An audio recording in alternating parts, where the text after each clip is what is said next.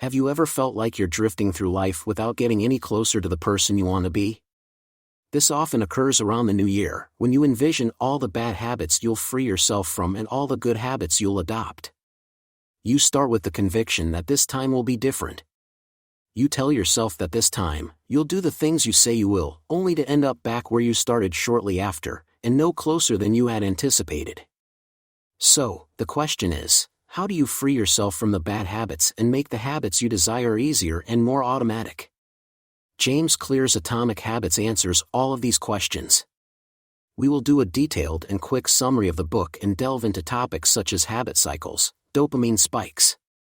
Prepare your environment and much more, and be sure to stay until the end of the video where I explain step by step how I am personally using this book to improve my own habits. I hope this summary inspires you to go out and grab a copy of the book for yourself, because this book deserves a space on everyone's bookshelves. Let's jump into it. Imagine a plane taking off and traveling from New York to Los Angeles. Just before takeoff, you adjust the plane slightly by 3 degrees or about 80 inches. If you continued flying in a straight line, you would end up closer to Tijuana in Mexico than your intended destination, Los Angeles, and the same goes for our habits. Small changes in our habits can change the trajectory of our lives in any way we can. You don't even realize until many years in the future, looking back, both good and bad, you are your habits. The power of atomic habits. A slight change in your daily habits can guide your life to a very different destiny. Massive action versus 1% improvements. 2. We often convince ourselves that massive success is only possible through massive action in whatever goal we pursue, hoping that we will make a quantum leap or a momentous improvement that will attract the attention of others. However, it's the small improvements that aren't even noticeable at first that create incredible change. Let's dig deeper into the math. 1% better every day for a year will multiply by 37 times better. But 1% worse each day for a year will get you closer to zero. Your habits can compound against you in the form of things like stress or negative self-talk, or they can compound for you in the form of things like knowledge, productivity, skills, and relations. Success is a product of daily habits, not once-in-a-lifetime transformations. The truth about progress when you begin any endeavor in your life is here.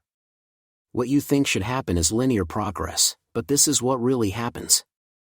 Look at this section here at the beginning. The small changes in our progress are not even noticeable. James Clear refers to this part of the chart as the valley of disappointment. You have done so many things. I have put so much effort, and you can barely see results. This is where most people fail and go back to their old routines. The most powerful results of any compound process are delayed, so patience is required. Objectives versus systems. Forget about goals. Focus on systems. Instead, a goal is the result you want to achieve. Systems deal with processes that lead to results. Conventional wisdom suggests that the best way to achieve anything we want in life, whether it's getting in better shape, building a successful business, or spending more time with family, is setting specific realistic goals. But if you were to completely ignore your goals and focus only on your systems, would you still be successful? The goal cannot be what separates winners from losers. Achieving a goal only changes your life in that moment. Goals can create conflict. Either you achieve the goal and you succeed, or you don't achieve it and you are a failure. Even if you are progress in the right direction when you achieve a goal, what do you do next if your goal was to run the local marathon? Chances are, after completing it, your motivation will quickly fade and you'll simply fall back into your old routines. Of molecules, atomic habits are the building blocks of remarkable results. There are 3 layers to changing behavior. The first layer is changing the results. The result: lose that weight, write that book, or win the season. The results of what you get. The second layer is changing your process, what you do, the new exercise routine, or develop a daily reading habit. And the third layer is changing your identity, what you believe, your view of the world, and how you think about yourself and others. Most people focus on results. Ultimately, we want our habits to solve the problems in our lives with the least amount with effort. A habit is formed and reinforced through a continuous feedback loop, a cue, a craving for a response, a reward. The key to creating habits to maintain them is to create feedback loops that continually improve. A signal, a telephone ring, a desire to know who sent the message, a response, pick up the phone. Rewards solve the problem of who sent the message. The signal mind goes blank at work. Longing want to relieve frustration. Response check. Social media rewards satisfy the need to feel less frustrated. Over time rewards are associated with signals, so in this example checking social media is linked to your mind. Going blank at work and then checking Facebook can be the cue to check Instagram, which becomes the cue to watch YouTube, and, before you realize your mind goes blank, and it has led to 20 minutes of wasted time. And the more you repeat these habits, the stronger and more automatically they become signals that really can be anything: a smell, a sound, a view, a person, a place. Try to think of any signs in your daily life that are starting your cycles of good or bad habits. So how can we influence the habit cycle to make it work? This book shows us the 4 laws that will guide us to make precisely that law. The first makes it obvious that most of your current habits are so automatic that you don't even realize it. You must first become aware of your habits before you can change them. You can achieve this with your habit scorecard. Write down all your daily behaviors on a habit scorecard from the moment you wake up to the moment you go to bed. Your scorecard can look like this depending on whether it helps you become the person you aspire to be. Categorize each habit as positive, negative, or neutral. At this stage we are not trying to change anything, just observe what really happens in our daily life until you make the unconscious conscious. It will direct your life, and call it fate cow. Youthful vagueness is a real problem when it comes to habit formation, and studies have shown that very often the reason people fail to maintain a habit is not because of a lack of motivation but because of a lack of clarity. One day I will get in shape. It's easy to tell yourself, but too lazy to get momentum. What you need is a time and a place. The most common signs time and place will help you achieve your goals. Clearly indicate your intention to act using the following formula: I will behave in the moment. In this place here is a bad example. I will read more this month. Here is a good example. I will read a book for 15 minutes daily at 6 a.m. in the guest room. Another good way to start a habit is by building habits. Habits link a desired habit to an existing habit according to the following formula. After the current habit, I will create a new habit. For example, after brushing my teeth, I will stretch for 5 minutes. You can accumulate habits. For example, after you finish brushing your teeth, you will meditate for 10 minutes and then plan the rest of your day before checking social media. A chain of habits is more likely to stick if you practice this consistently. Choosing the right trigger is essential. You need a trigger signal. Your trigger should be something you do automatically, without fail during the day, like waking up, turning off the alarm, or brushing your teeth. James Clear tells us in the book that motivation is highly overrated. You can better shape your behavior by designing your environment. We are more influenced by our environment than by our willpower or motivation. It is difficult to maintain positive habits in a negative environment. The environment is the invisible hand that shapes human behavior. Creating a habit requires that you redesign the space around you so that 1. Make it easier to see the signs of desired habits, and 2. Avoid bad habits by making them invisible. If you want to drink more water, make the signs visible and obvious. Place water bottles around the house in places where you are likely to see them. Want to read, plus put the book somewhere you can see it. And if you want to get better at the guitar, don't leave it out of sight in the closet. The context is that the key objects in the environment do not determine our behavior, but rather it is our relationship with them that stops us from seeing your environment as a place simply full of objects. Imagine it as a place full of relationships. The living room couch is where one person reads an hour a night for another. The couch is where they watch Netflix, eat pizza, and relax after work. If your relationship with the couch is a place to relax, so trying to perform a work-related task in that environment can be difficult. Try creating separate zones in your home for different activities. The author likes to use the mantra, one space, one use. If he is trying to eliminate a bad habit, he can do it. Rely only on short-term self-control. Removing bad habits from the source is a more reliable solution, and one of the most practical ways to eliminate a bad habit is to make it invisible.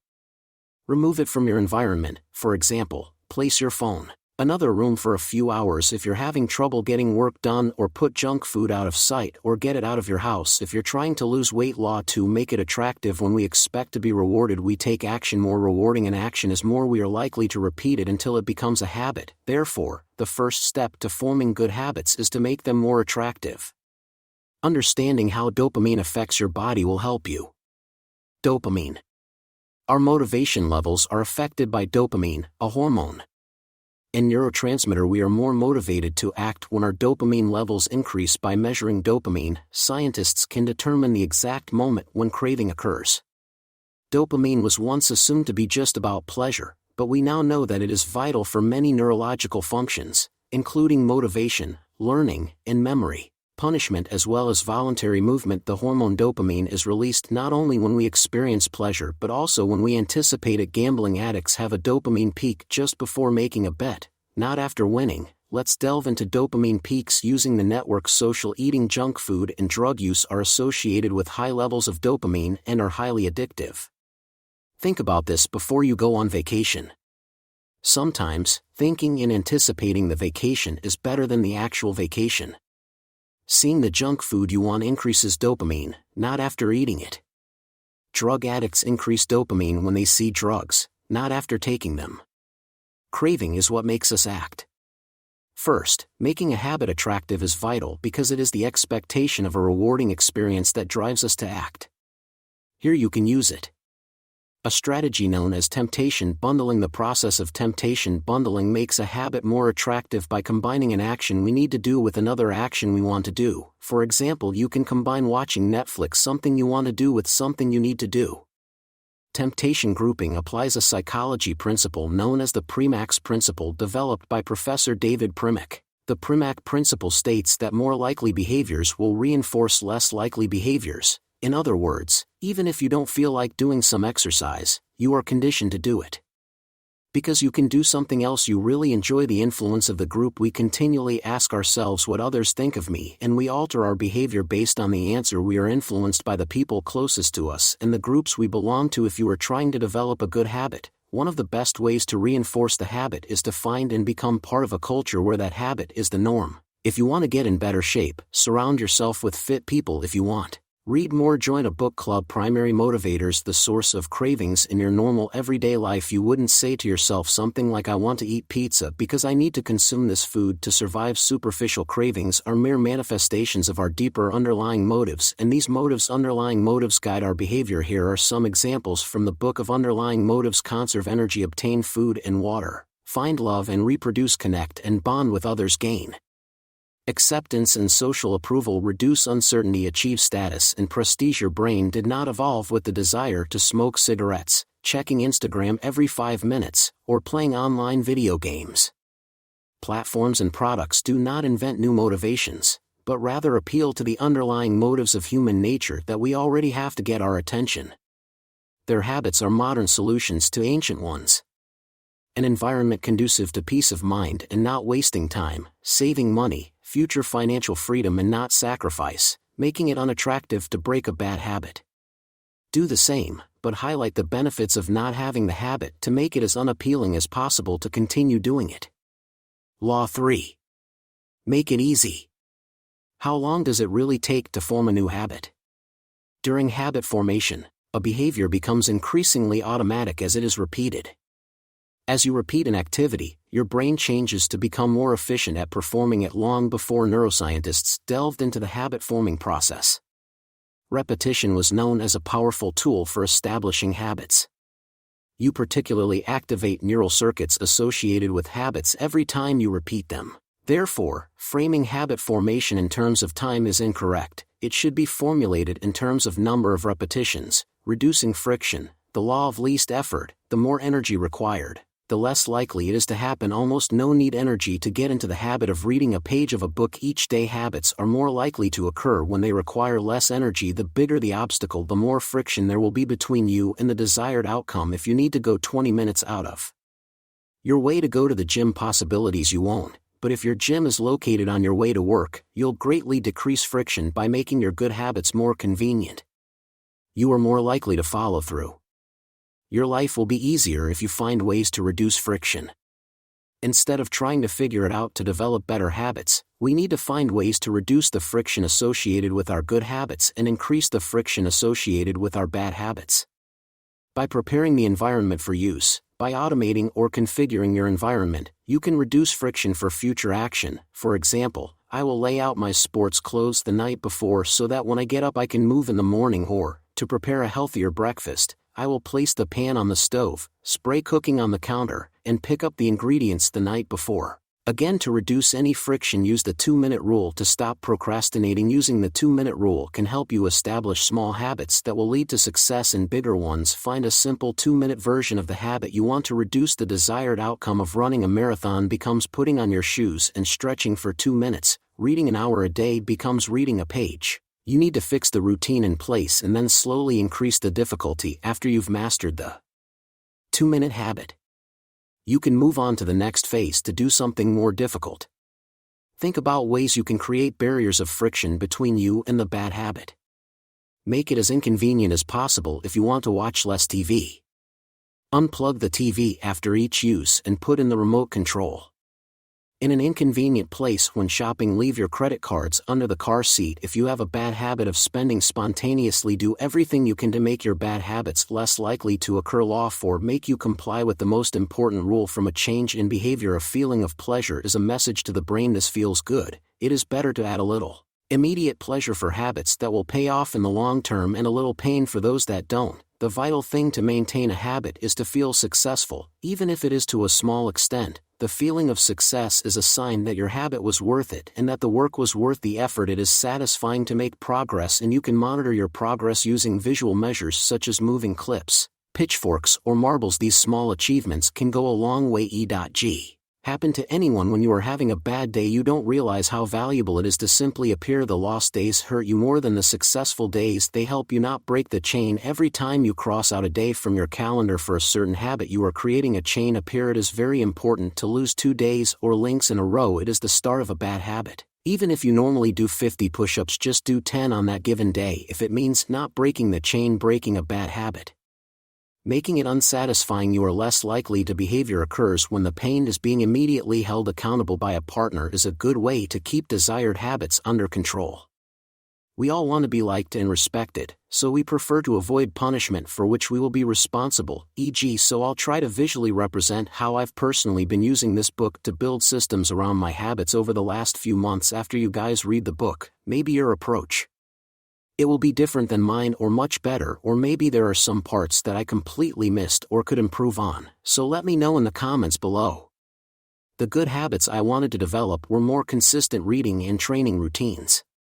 The bad habit I wanted eliminate was distracting myself and consuming too much social media. First, I completed the habits scorecard. This gave me a good idea of the habits I could try to eliminate, but more importantly, it gave me an idea of the daily habits I was already doing that could accumulate in my new habits. Ultimately, when you find the habits you want to work on, you'll want to push the desired good habits toward this side of the spectrum and the bad habits toward this side.